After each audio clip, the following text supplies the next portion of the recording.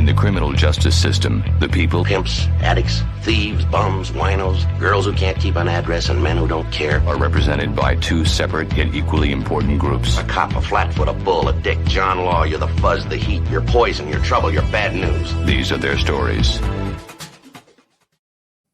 Well, a D.C. police officer is going on trial over messages to the leader of the Proud Boys. That's right. Lieutenant Shane Lamond, charged with obstruction and lying to agents. The entire thing is around the January 6th riot, and he is going to likely call Enrique Tarrio, who's the former Proud Boys leader, as a defense witness in this case. 2 days after a pro-Trump mob stormed the Capitol on January 6th, a top intelligence officer in the Washington, D.C. Police Department sent an encrypted message to one of his best and most unusual sources, Enrique Tarrio, the leader of the far-right group, the Proud Boys. The officer is Lieutenant Shane Lamont. He's the guy I mentioned is going on trial. He warned Mr. Tarrio, who you just saw a picture of, that the feds, as he put it, were locking people up because of the riot. He added that he hoped that, quote, none of your guys were among them. When Tarrio responded that, at least for the moment, his men seemed to be fine, the lieutenant seemed relieved. Quote, of course, I can't say it officially, the lieutenant said, or wrote, but I personally support you all and don't want to see your group's name or reputation dragged through the mud. The message, of course, incredibly wrong because Tarrio was picked up, right? And has led to Lamond being charged with obstruction of justice and lying to federal agents. Here's the question. Does it matter if he's charged or now facing trial for being a police officer, Proud Boy sympathizer? Because what's going to happen? Trump's going to roll in a month's time, pardons across the board. What's the point? It is possible that Kim is right about this, and it's certainly concerning because essentially it gives you a green light to do it the next time and the next time and, see South Korea right now. But Tarrio, of course, is convicted last spring of seditious conspiracy. We covered the story here for his role in the Capitol attack. But he is going to testify as a witness for the defense. They're going to try this guy and lean heavily on hundreds of private messages that these two guys exchanged over more than 2 years. And it gives you an inside look, yet another inside look in this Stop the Steal protest and the strategies put together to get all these people to Washington, etc. So even the generals who are assigned to these various groups, like within the group, there are leaders, and this is a window on all of that. And so I will obviously follow the story for you, and we will continue to update it, but it's pretty wild that D.C. cop is now going on trial. After all of this time, 50 years of mystery, siblings claim that D.B. Cooper, the hijacker, was their father. He jumped from a plane with $200,000, and his whereabouts has never really been established, right, Kim?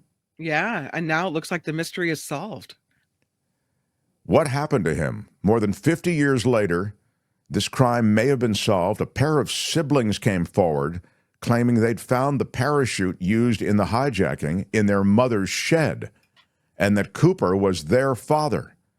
Shante and Rick McCoy say their father, Richard McCoy Jr., was the man who identified himself as Dan Cooper when he boarded a Northwest Orient Airlines jetliner from Portland to Seattle in November of 1971. Cooper, or perhaps McCoy, proceeded to order a bourbon and soda before handing a note to a flight attendant that said that he had a bomb in his briefcase. Quote, "Miss, I have a bomb, and I would like you to sit by me," the note said. When the plane arrived in Seattle, Cooper collected $200,000 in ransom money along with 4 parachutes and released the passengers. He then ordered the flight crew to head for Mexico City via Reno, Nevada, but 30 minutes after takeoff, Cooper jumped out of the airplane somewhere over southwest Washington. The hijacking baffled the FBI. They spent 45 years investigating this thing, and they closed the case in 2016. Mm-hmm. So a lot of amateur sleuths have been involved in this too. And they found $5,800 of the ransom money near Vancouver, Washington in 1980. So all of these different investigators coming forward with various pieces of this mystery, but nothing really to solve it until this, potentially. This guy, McCoy. So McCoy, there is a connection, they think a DNA connection, isn't there, Kim, between McCoy and the DNA that they found on the aircraft? It's kind of wild. I think they solved it. I think this is it. Wow. They reopened the investigation, the FBI did. And apparently the FBI, in possession of the McCoy parachute, is now searching for a positive DNA connection between McCoy's DNA and the Cooper DNA left on the board of the aircraft. They haven't established it. They're looking for it still. Mm-hmm. But it looks like it, though. I mean, the evidence mounts. So after all this time, finally, it seems like they know now. Richard McCoy may have been D.B. Cooper. Yeah. By the way, McCoy is a former, or D.B. Cooper, as we now know, is McCoy, a former military helicopter pilot who served in the Vietnam War. And he was investigated as a suspect after he hijacked a plane on April 7th, 1972. That's when it happened. So in other words, he was investigated as a, wait a minute, was that a separate incident or was that the same incident? I thought it was the same one, right? I think it was a separate incident. Oh, wow. Uh-huh. A former military helicopter pilot who served in the Vietnam War was among a number of suspects investigated by the FBI after he hijacked a plane on the 7th of April, 1972, leaping out of the aircraft with $500,000 cash over Provo, Utah. He was arrested 2 days later and sentenced to 45 years in prison, but he escaped in 1974. After 3 months on the run, he was killed by an FBI agent. So perhaps McCoy died hiding the secret of the D.B. Cooper hijacking. 50 years later, the truth may have finally come to light. Wow. The Fox News guest who criticized San Francisco and the crime situation in the city is now accused of committing a crime, everybody. Yeah, that's the thing to do. It's hard out here for a pimp, you know? I'm a crimer. I can tell crime. And I can't wait to be criming again. The MAGA content creator Ricky Lee Wynn, 39 years old, also known as Raw Ricky, got thousands of followers on social media criticizing crime in social media and crime in San Francisco that he featured on social media. And he was arrested and booked for suspicion of pimping a woman for sex work in San Francisco. He was taken into custody shortly after he arrived at San Francisco International Airport on Sunday night. This is the guy that goes on Fox and says how awful San Francisco is? Yeah. Oh, nothing but... Thank you for adding the joy to San Francisco, sir. Yeah. Uh-huh. They found 3 cell phones on him that allegedly belonged to him and revealed evidence that he was involved in sex work, including rates and services. He, of course, denied owning the cell phones, but it looks like he has a ways to go before he smells sweet freedom and is posting about San Francisco crime again. Lauren Boebert quickly shutting down her new side hustle amid legal questions. She became the first sitting member of Congress on Cameo, following Matt Gaetz into the video for hire platform. Of course. Yeah. We have our own. For my birthday, they got me the... Hey, Mark, it's George Santos here. Yeah, after George Santos left, they got me the... What's a little lie between friends? Yeah. Anyway, she didn't last but a weekend. She deactivated her account which had been offering short video greetings for $250 a pop. Members of Congress are allowed to earn up to $31,815 for work on the side, but they're not allowed to collect a payment of money or a thing of value for an appearance, speech, or article. And that's why she was running afoul of the law. Busted. And so she had to take it on down.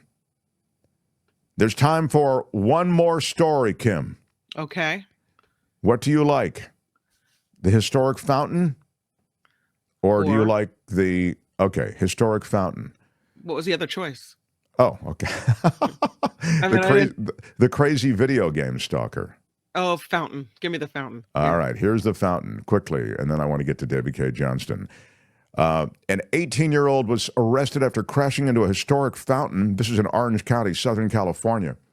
Months after the same fountain was restored after the same kind of crash. Don't. Yeah. It's a roundabout, that area, so yeah. If you just go straight, you go straight into it. Tony has working knowledge of this fountain. Yes, the OC Circle. Americans have issues with roundabouts. We just can't handle it. No. We don't do it as well as the Brits, for example. No. It's true. Yeah.